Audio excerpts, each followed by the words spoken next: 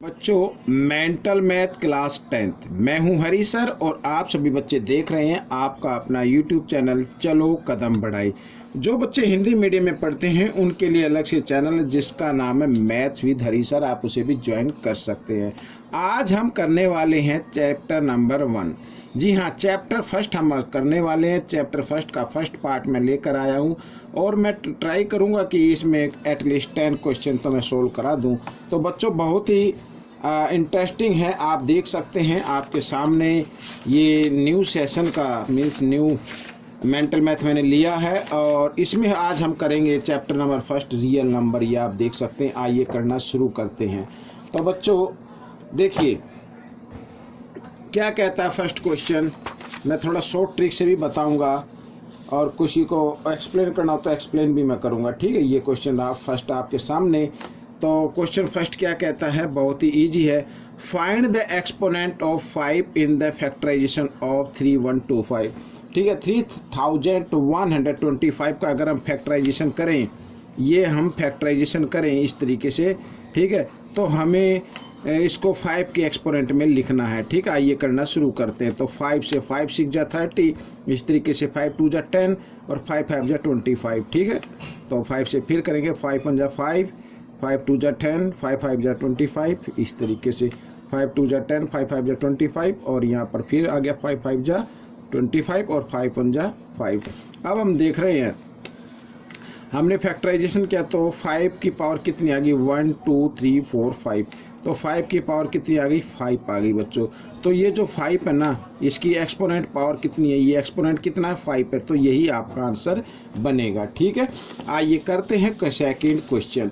तो ये भी इजी है। ठीक है, आइए करना शुरू करते हैं। इसमें कहता फाइंड द सम, ठीक है, find the sum of the exponent of prime factor in the prime factorization. 98 के हम प्राइम फैक्टर निकाल लेते हैं पहले, फिर यहाँ पर जो एक्सपोनेंट आएगा उनका हमें सम फाइंड आउट करना है। ठीक है, आइए करना शुरू करते हैं। बहुत ही इजी है। तो 2 से 2 4 जा 8, 2 9 जा 18। ठीक है ना, फिर अब 7 से होगा, 7 7 जा 49, 7 1 जा 7। तो बच्चों 98 के अगर हम प्राइम फैक्टर करते हैं तो 2 और इंटू 7, 7 कितने टाइम्स है, 2 टाइम्स है। तो हमें यहाँ पर ये जो एक्सपोनेंट आई, एक तो 2 आ गई, इधर कुछ नहीं है तो इधर 1 मान सकते हैं। तो इनका सम हमें फाइंड आउट करना है, यानी 1 और प्लस 2 तो कितना हो गया बच्चों, 3 हो गया। ये आपका आंसर निकल गया। ठीक है, आइए करते हैं क्वेश्चन नंबर 3। बहुत ही इजी क्वेश्चन है ये भी। Express 0.6 in the form of P by Q. P by Q की फॉर्म में लिखना है, क्योंकि 6 के ऊपर बार का साइन है। इसका मतलब ये हुआ कोई डिजिट है जिसको हम डिवाइड करें, बार बार 6 आ रहा है। इस बार का मतलब होता है वो डिजिट बार बार रिपीट हो रहा है जिस डिजिट के ऊपर ये होता है। ठीक है ना, तो इसकी शॉर्ट ट्रिक क्या है बच्चों, मैं आपको बताता हूँ। देखो यहाँ पर 6 लिख लेना है आपको। ठीक है, 6 है तो 6 लिख लेना है और डिवाइड में कर देना है आपको 9। ठीक है, 9 कर देना है। अगर आप चाहते हैं कि इसको थोड़ा सा एक्सप्लेन करूं तो आप मेरे चैनल पर जाकर वीडियो सर्च कर सकते हैं, मैंने काफ़ी एक्सप्लेन किया है। अदरवाइज आप मुझे कमेंट्स भी लिख सकते हैं, सर एक एक्सप्लेन में इसकी वीडियो बनाए जिसमें एक्सप्लेन अच्छे से किया हो, तो मैं वो वीडियो भी बना देता हूँ। अब मैं थोड़े से और 2-4 एग्जाम्पल लेता हूँ। मान लीजिए यहाँ पर 0.3 आ रहा है। ठीक है, इसको आप चाहे तो देखो, इसको चाहे तो डिवाइड भी करके लिख सकते हैं 3 से। 3 2 जा 6, 3 3 जा 9, यानी 2/3 आ जाएगा। ठीक है, अब यहाँ पर मान लीजिए कोई डिजिट है, 3 आ गया, इधर ये 3 आ गया। तो इसको अगर लिखना हो P बाई क्यू की फॉर्म में तो 3/9 आपको लिखना और डिवाइड होता है तो डिवाइड कर दें। 3 1 जा 3, 3 3 जा 9। ठीक है, 1/3। अब 1/3 एक ऐसा नंबर है कि अगर आप 1 को 3 से आप करेंगे ना इसको डिवाइड, तो 3 3 आता चला जाएगा। ठीक है ना, अब देखिए यहाँ पर 0 पॉइंट मान लीजिए यहाँ पर आ गया 113 आ रहा है। ठीक है, इस तरीके से आ रहा है, ये पे आ गया। तो इसको कैसे लिखना है, तो 13 लिखना है आपको और डिवाइड में, क्योंकि 2 डिजिट के बाद है, 1 के बाद होता है तो 9 और 2 के बाद 2 पर होता है तो 9 9 लिखना है। 9 को 2 टाइम्स लिख देना, इस तरीके से आपको करना है। तो ये शॉर्ट ट्रिक है। ठीक है, आइए करते हैं क्वेश्चन नंबर 4। क्वेश्चन नंबर 4 क्या कहता है, देखो बहुत ही ईजी है ये भी। If the prime factorization of a natural number n is, ठीक है, कोई नंबर है n नेचुरल नंबर है कोई, उनके प्राइम फैक्टराइजेशन है। Then find the number of consecutive zeros in n, यानी इसमें जीरोज के नंबर हमें फाइंड आउट करने हैं। अब बच्चों जीरोज जो आती है वो फैक्टर होना चाहिए 2 का और 5 का, तभी जीरो आएगी। अब यहाँ पर हम देख रहे हैं, ठीक है, पूरे नंबर को लिखने की जरूरत नहीं है, तो 2 की पावर कितनी है 5 और 5 की पावर कितनी है 4, ठीक है। तो यहाँ पर पावर मैच भी करनी है, हमें अपनी तरफ से नहीं लगानी है, तो हम क्या करेंगे बच्चों, यहाँ पर 2 इंटू 2 की पावर 4 और 5 की पावर 4 लिख सकते हैं, ठीक है ना। यहाँ पर तो आप इसको लेके चले, यानी 2 और इसको लिखा जा सकता है 2 इंटू 5 की पावर कितना 4, ठीक है। 2 5 जो कितना होता है 10, तो 10 की पावर कितनी होगी 4 हो गई। अब जितनी पावर है उतनी ही जीरो आएंगी बच्चों, ठीक है ना। को अगर आप इसको मल्टीप्लाई करेंगे तो पीछे कितनी जीरो आएंगी 4 जीरो आ जाएंगी, ठीक है। तो ये 4 आपका आंसर हो गया। आइए करते हैं क्वेश्चन नंबर 5, ये रहा आपके सामने। तो क्वेश्चन नंबर 5 भी बहुत इजी है, कोई ज़्यादा मुश्किल नहीं है। तो मैं थोड़ा सा इसको जूम आउट कर लेता हूँ, बस ये देखो। अब करना क्या है, यहाँ पर देखो, इफ ए की वैल्यू गिवन है, बी की वैल्यू गिवन है, सी की वैल्यू गिवन है, वेयर पी क्यू आर, ठीक है, यहाँ पर P Q and R prime number, ठीक है, प्राइम नंबर है, ये जो है ना ये प्राइम नंबर है। Then find HCF of ABC का आपको एचसीएफ निकालना है। अब बच्चों एचसीएफ निकालने के लिए शॉर्ट ट्रिक मैं आपको बताता हूं, आपको कुछ नहीं करना है। अब ये देखना है कि तीनों में जो पावर मौजूद है वो आपको लेना है। यहाँ पर p की पावर 2 है, यहाँ p की पावर 4 है, यहाँ p की पावर 2 है, तो एटलीस्ट p की पावर 2 तीनों में मौजूद है, तो p की 2 लिख देना है आपको, ठीक है ना। और q की पावर कितनी 3 है, यहाँ 5 है, यहाँ 2 है, तो q की पावर 2 भी आ जाएगा, ठीक है। और r की पावर 1 है, यहाँ r की पावर 3 है, यहाँ r की पावर 2 है, तो एटलीस्ट r की पावर 1 तो तीनों में है ना, तो ये आ गया। तो बच्चों ये आपका एचसीएफ बन गया, ये शॉर्ट ट्रिक है, ठीक है ना। अदरवाइज आप यहाँ पर लिख सकते हैं इस तरीके से P इंटू पी, ठीक है, और Q इंटू Q और इंटू R। इस तरीके से B की भी वैल्यू लिख लेना, इस तरीके से C की भी लिख लेना, और जो तीनों में मैच होते हो ना उसको आप बाहर निकालते जाए, तो इस तरीके से भी आप कर सकते हैं। आइए करते हैं क्वेश्चन नंबर 6, ये रहा आपके सामने। देखो यहाँ पर A की वैल्यू गिवन है, B की वैल्यू गिवन है, C की वैल्यू गिवन है, वेयर P Q R, ठीक है, P Q and R prime number. Then find LCM find out करना है। अब एलसीएम फाइंड आउट करने में बच्चों अब आपको मैक्सिमम पावर देखनी है, ठीक है।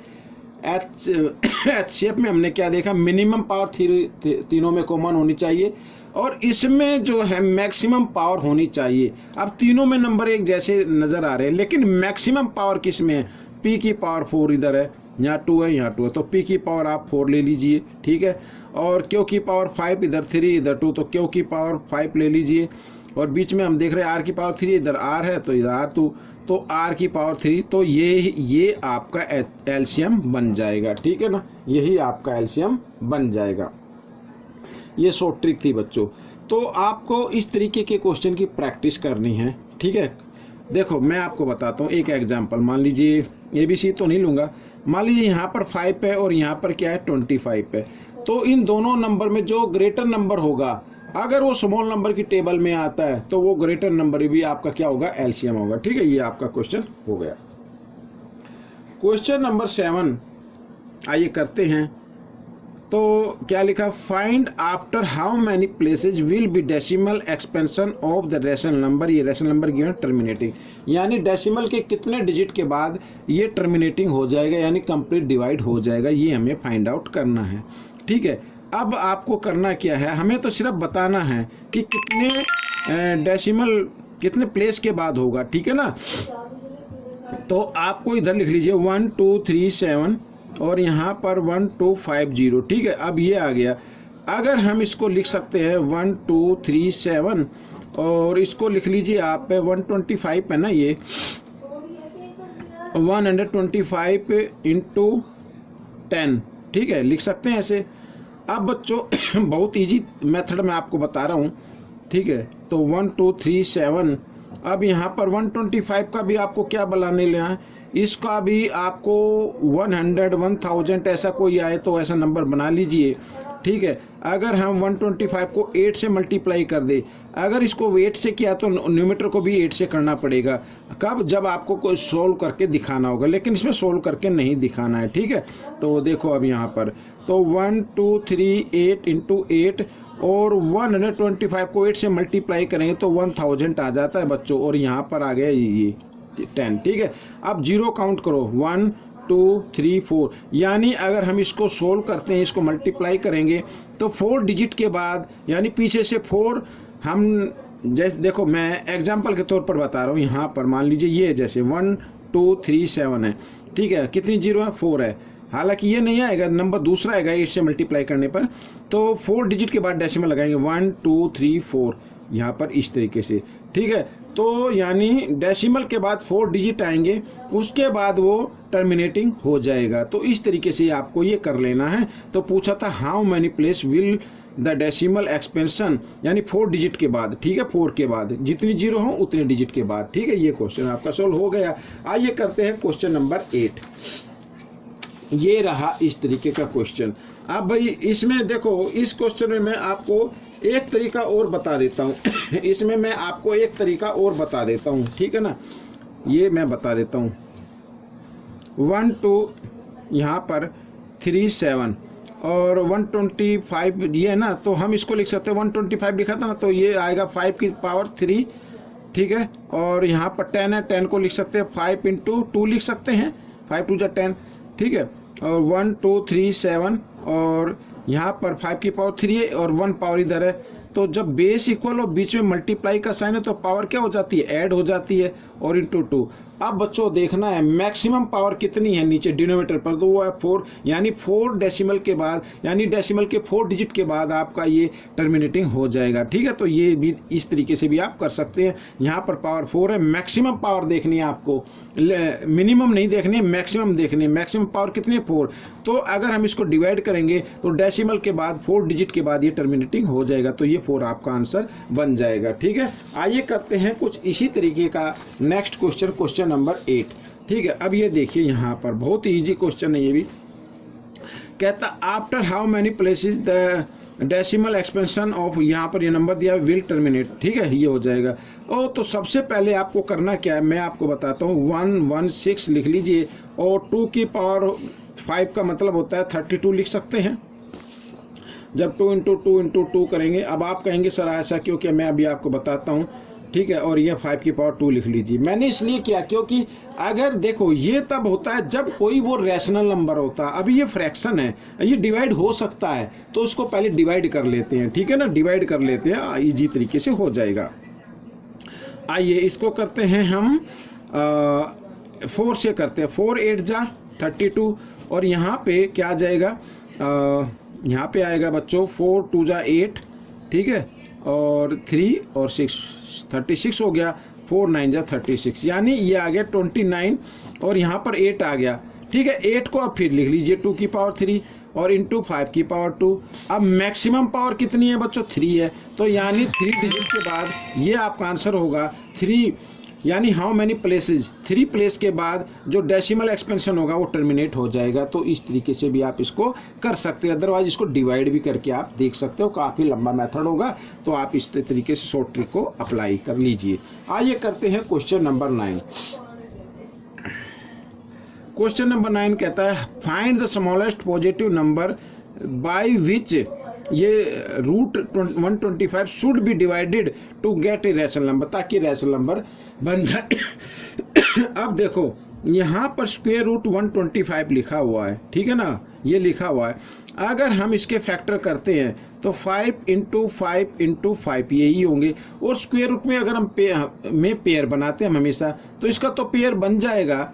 यहाँ पर तो पेयर बन गया, जिस नंबर का पेयर बन गया उसको तो हम बाहर निकाल लेते हैं, बाकी ये रूट 5 का नहीं बना।